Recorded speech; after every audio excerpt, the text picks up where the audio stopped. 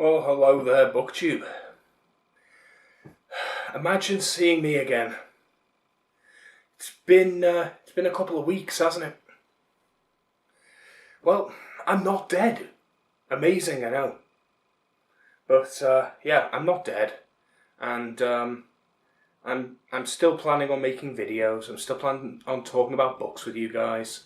But the last few weeks, they've been a bit off, and I think I've figured out what it was.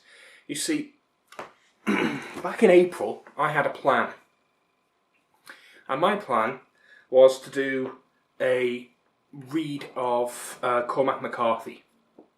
Now, I have The Road, No Country for Old Men,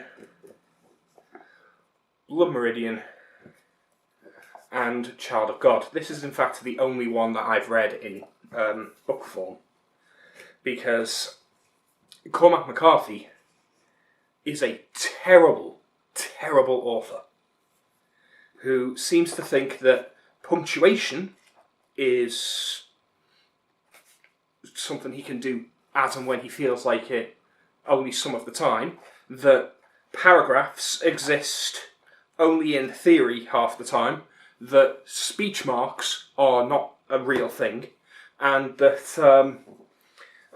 you'll just get it all from context. No, the context is what your prose is supposed to provide, you fucking weirdo. That said, I was reliably informed that Cormac McCarthy's stories were worth exploring, and that whilst I absolutely hate his books, because the books are crap, like, I literally only have these as a prop, the stories themselves I want to give another chance. And I could, because I have all the audiobooks as well.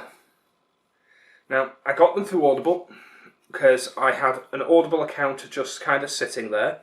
It was doing nothing, and it was just accumulating credits. And I don't tend to listen to audiobooks, so I thought, what should I do with this? Before I cancel my Audible subscription, I'll get all of Cormac McCarthy's back catalogue. I can listen to them, and then, because that my big issue is with his lack of grammar and his lack of proper sentence structure, the technicals of literature, those will be added in by a third party. The person reading the audiobook will be adding inflection and tone and pacing to the way they speak it that will give context that isn't present in the book. Effectively, someone is having to add to Cormac McCarthy's work in order to make it readable. And they did a good job. The thing is, something happens if you binge all 4 of these in one fucking fortnight. And that is, you spend the next 2 weeks in bed in a massive depression.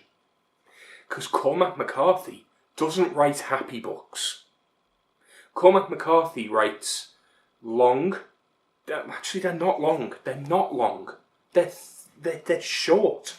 But they feel like long, turgid, tedious explorations of hopelessness and injustice.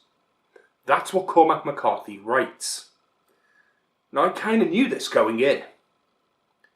I did not realise that I would basically end up triggering a massive depression by listening back to back to 4 of his audiobooks. So yeah, that was not a smart move for me. I will now advise, if you're going to consume anything Cormac McCarthy related, go for the audiobooks. They're actually pretty good. But also, do them one at a time and space them out. Don't do what I did. These are not meant to be binged. Of them all, I would say No Country for Old Men was the one that I had the least connection to. It's very Americana in its design. The story, I think, will mean a lot more to Americans. It's got a very American culture to it. I think Child of God is probably underrated, but Blood Meridian and The Road are his two standouts. And The Road is well regarded for good reason. Its style and its atmosphere is very, very oppressive, but there's very little actually happening in it. I would say Blood Meridian is probably the book out of the four that will stick with me the most. Now, I'm not going to go over them too much, because I'm going to actually do a proper review of each one, and I want to write them out as proper reviews. But again, I'm going to be basing these on the audiobooks rather than the prose here. I'm going to have a little flick through and see what I can get from the prose, if there's anything in particular that stands out. But I don't feel that the prose is going to be a massive point for me. It's all going to be the audiobook. So I'm probably going to have to give it a little bit of thought as to how I want to separate out my review. What I want to ascribe to Cormac McCarthy himself and what I want to ascribe to the narrator, because I do think the narrator added significant amounts to this. Having tried actually reading Child of God and listening to it, the difference is night and day. I hated Child of God when I was reading it. It was an awful, awful reading experience. There's no indication of whether or not you're reading dialogue or whether or not you're reading description. There's no indication at all. You're just supposed to figure it out. And I'm sorry, no, that's what punctuation is for. If you're writing in English, write in English properly. So yeah, that was my biggest issue. But I think that I'm still working my way through. One of the interesting things about falling into these kinds of depressions is that I regularly think I'm coming out of them, and then I'll make a statement like, oh yeah, I've been in a depression for a few weeks. In fact, I'm doing it right now, and I don't know if I'm actually coming out of it, or if this is just another step. This may well just be step God knows how many. But I will be in a depression, and I will think I'm coming out of it, and I'll look back on a week or 2 weeks, or even just a couple of days, and go, oh, I was in a bit of a depressive state there. But it's always past tense. I very rarely look around me and go, I'm in a depression now. I often feel I've come out of it and I'm like, right, okay, this is signs that I was in a depression and I'm going to start fixing it. But that feeling's often very short-lived. The feeling is often only a few hours at most. I might do a little bit. I might have a shower. I might change my clothes. I might clean the living room slightly. I might actually cook a meal instead of ordering a takeaway. And I'll feel good for an hour or two, and then I'll go straight back into the spiral of depression again.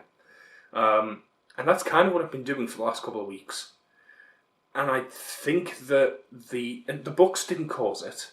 I struggle with depression all the time, have done for years. It's one of the problems with being in my situation with chronic pain, chronic fatigue, disability-based issues, mobility issues. Problems like that tend to magnify any mental health issues to the point where my depression ends up being a defining point for my life in a lot of key situations where it'll just overtake, and then everything is seen through the lens of depression. One of the biggest examples of a trend I do when I fall into depression is I start watching sitcoms, and in this case I watched The Office. The American series The Office. I have managed to watch all 9 seasons in about 2 months. I just had it on. I would binge it all night. I would just have it on and I would just keep watching. One more. I'm going to watch for an hour, and then 4 hours later I'd still be watching. And it's one of those non-committal things where there's very little effort needed for it, that I can just sit back and I can just veg, and that's what I do. So that's one of the things I've noticed about myself, and it's created this block for me between my hobbies and me sitting there. Like, I haven't been able to engage with other hobbies. I've not been playing any video games, and I've barely been reading. That changed. The last week, I have been reading, and I'm actually somewhat keeping up with what I intended to read, at least a little bit. It is currently the, one moment, it's currently the 27th of May, Friday the 27th of May. And as it stands, I have 31 days, so I have what? Another few days. I think Tuesday's the last day of May. So I've got a weekend. Theoretically, I could finish this in a weekend. I don't reckon I will. But I have been reading my way through this lovely Folio Society edition of Shadow and Claw. And I have been really enjoying reading from this. It is a very nice book. I have the paperbacks, and I have been trying to get used to reading from these nice fancier books, because it's a lovely experience. It's quite heavy in the hand, but it's a lovely experience, and it makes me really enjoy what I'm reading. It feels like personal time. So this has been an experience, and a really nice one at that. So yeah, the Book of the New Sun set, lovely set. I'm going to go ahead and review this in depth. I'm going to go over the illustrations, show them off on camera, and give an idea as to how it is to handle and use these books. So a lot of people buy these books and stick them on shelves, and I think that's just a disgusting way of treating such a wonderful book. The reason to buy these books is to read them and enjoy them and look at the illustrations, and enjoy the fact that you're holding a piece of premium literature.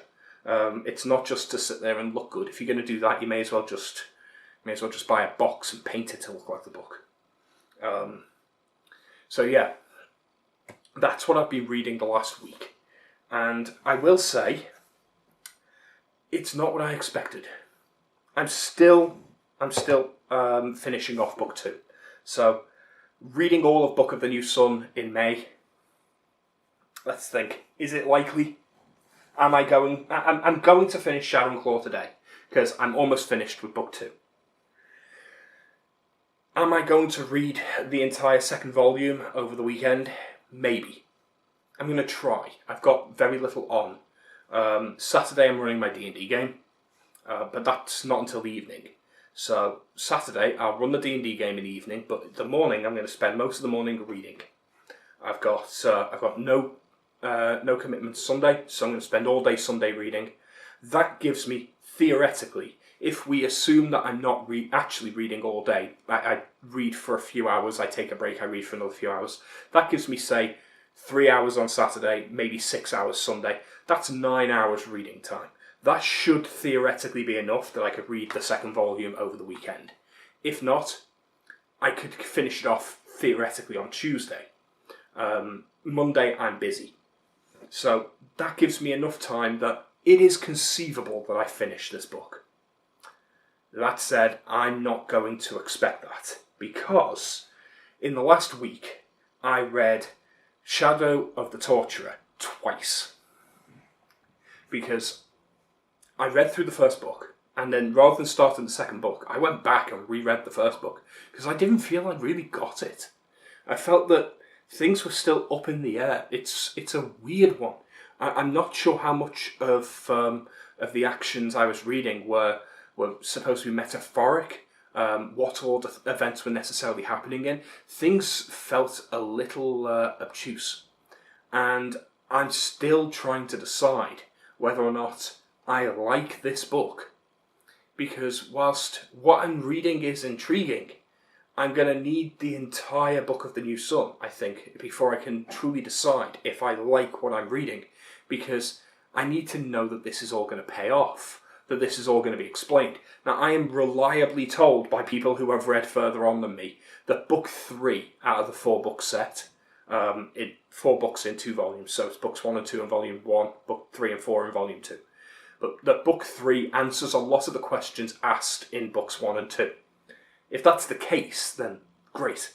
That means that book 3 will illuminate a lot of things and everything will start to slot into place, and then I'll start enjoying it a lot more. But if that's the case, then I'm questioning the pacing of this, because that means that there's a lot you have to get through before things start to slot into place. Now, the same thing happens in a lot of books. I would argue that you need to be about a quarter of the way into A Song of Ice and Fire before, a quarter of the way through A Game of Thrones before you really get to know who everyone is and you have a feel for what's going on.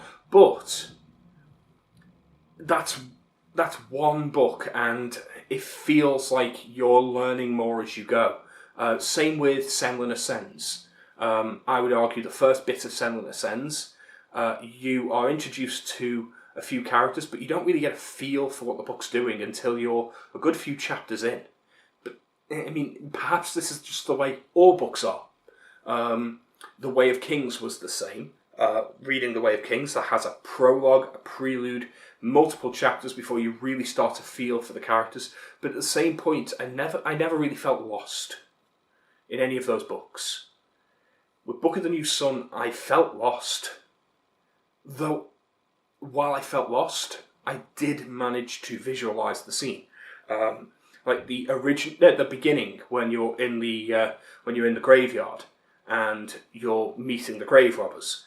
I don't know why, in my head I pictured that scene raining. I don't know if it says it was raining, but I picture it raining in that scene. I just imagine that scene. It's dark, it's gloomy. I imagine light rain. It's just the way my brain just went there. Some of the word use is obtuse, and if it wasn't for Neil Gaiman's introduction, which explains some of the obtuse words, I would have been somewhat lost. There's a weird word in here that's used in place of like a gatehouse or a portcullis that I have not come across. Barbican, a fortified gatehouse. I had not heard of the word barbican before. Now, I like to... I'm actually looking in the book to get that. Now, I like to listen to documentaries. I like to read up on medieval history. I practiced HEMA for a few years. There are quite a few parts of medieval castle construction, things like that, which most people wouldn't get, that I would, and even I hadn't heard of a barbican. A galley pot, a small ceramic pot that medicines are stored in, or an apothecary uses. Again, that's not something I would have heard of, but that I can kind of allow. Like galley pot, I could have guessed what that was. But the holes, was that necessary? An Indian wild dog, a dahole? Has anyone heard of that term unless they're like from India? Like, there are certain things like an arctother, a huge cave bear.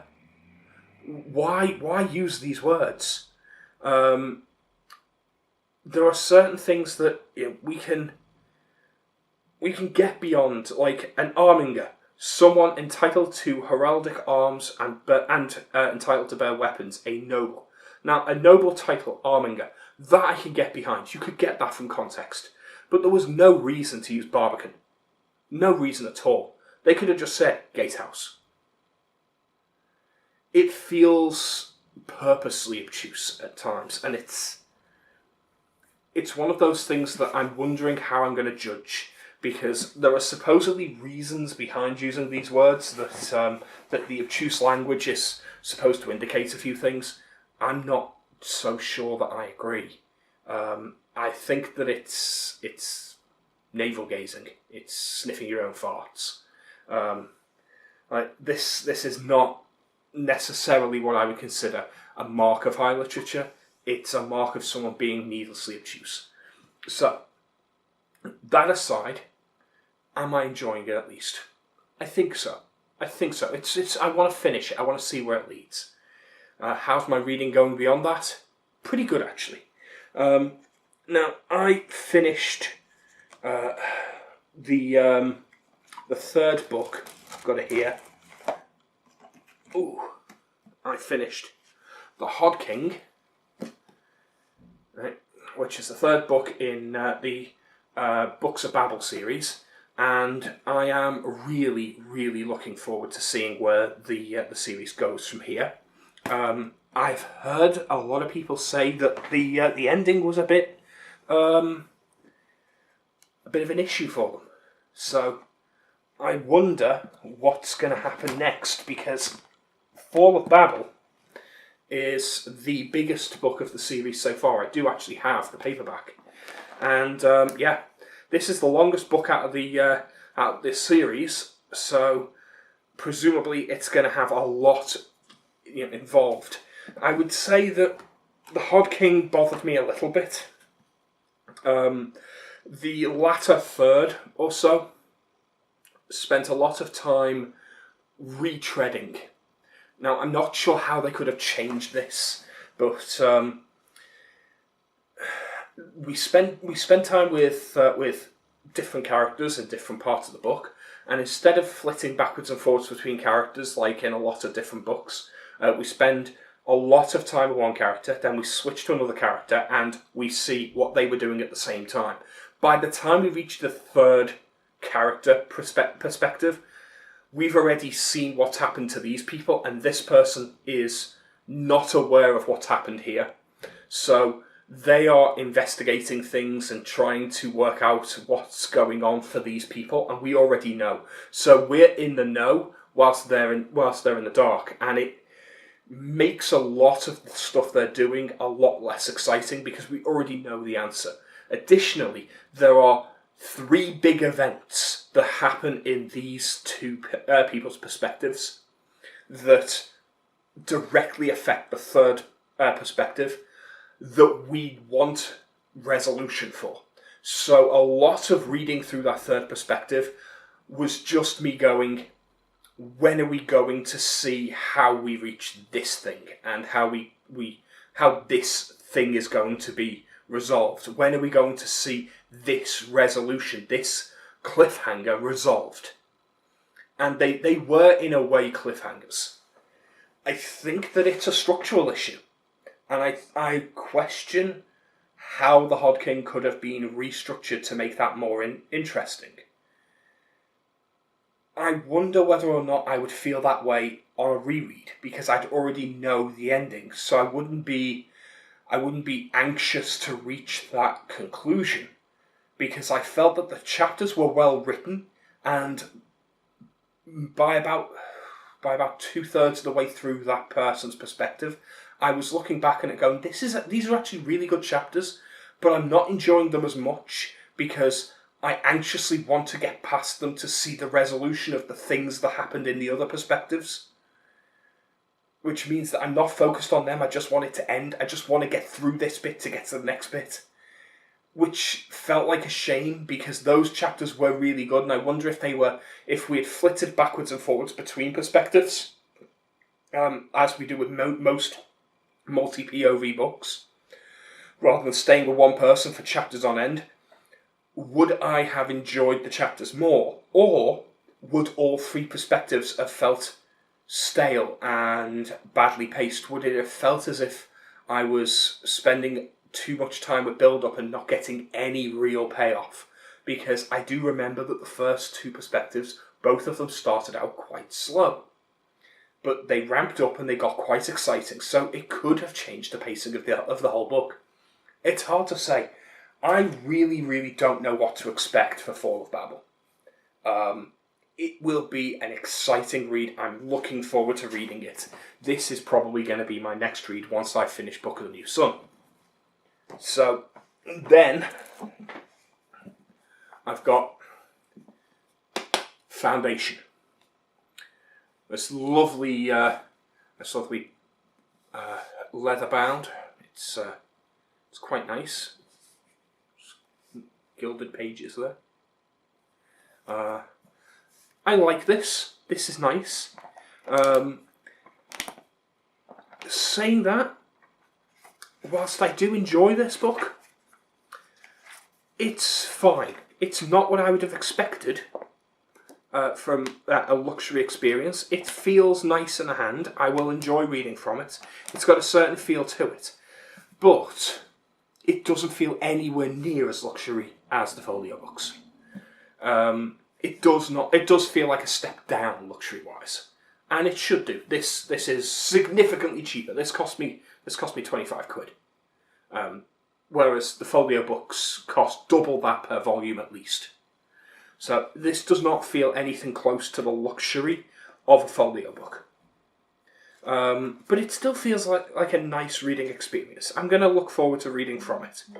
I'm questioning whether or not I want to get the Folio Society 3-volume set for the Foundation. I will potentially pick that up after reading this if it turns out that I really love the Foundation trilogy, at which point I may sell this on. Might list this on eBay or something. So other people can enjoy it. Depends on how that goes.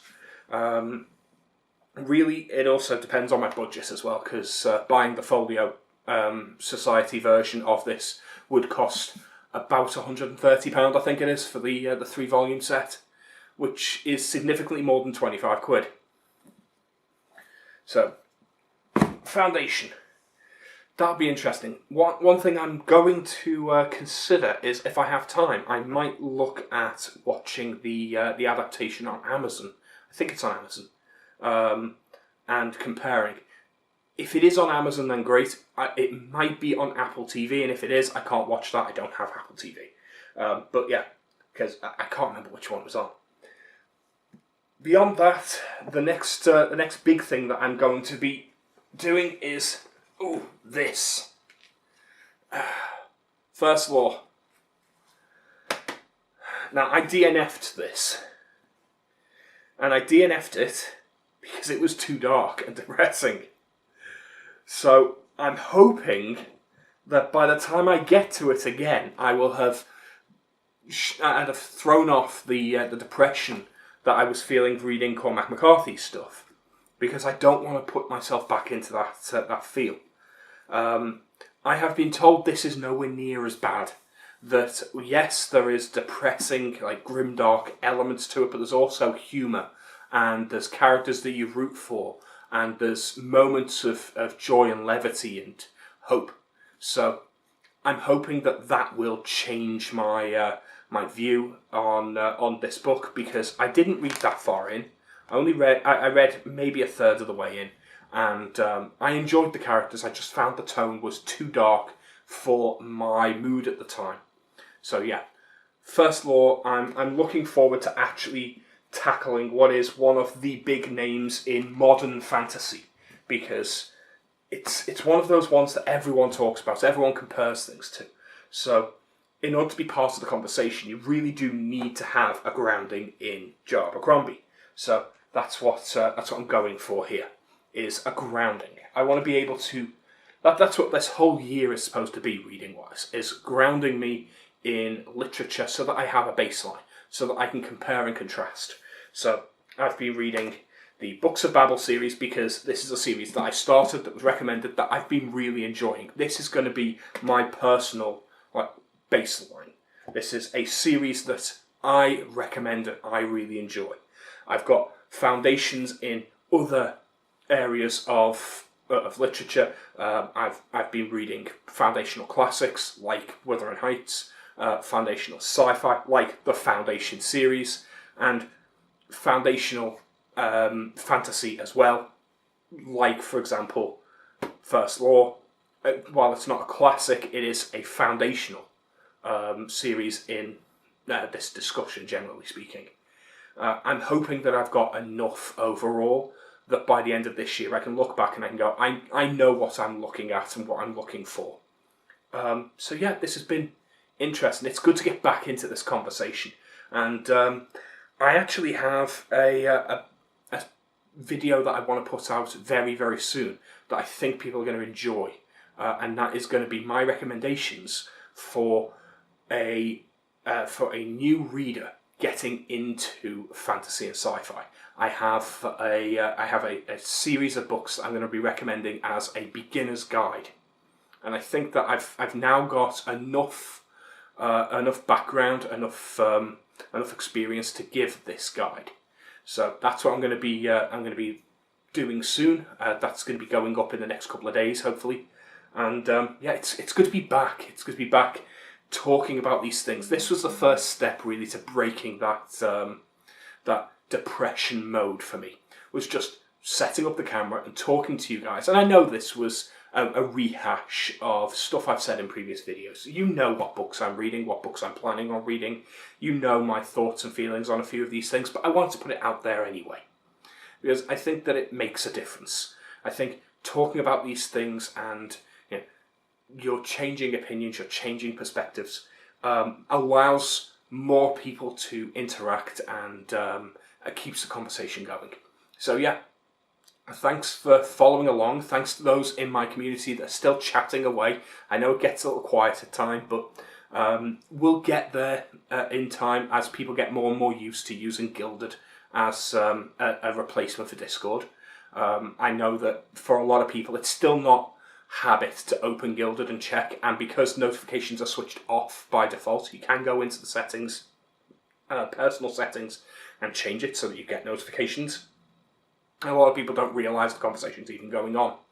You have to actually go in and check and see the conversation as it's happening. But yeah, it's been a nice community. I really appreciate all the support, and I really love that I get to discuss games and role-playing and books with people who share my interests. So it's a nice experience, and I feel sometimes that that you can skip a couple of days when you're doing these kinds of videos and no one will really notice. But once you get past the week mark, you go, right, okay, I'm going to need to do something.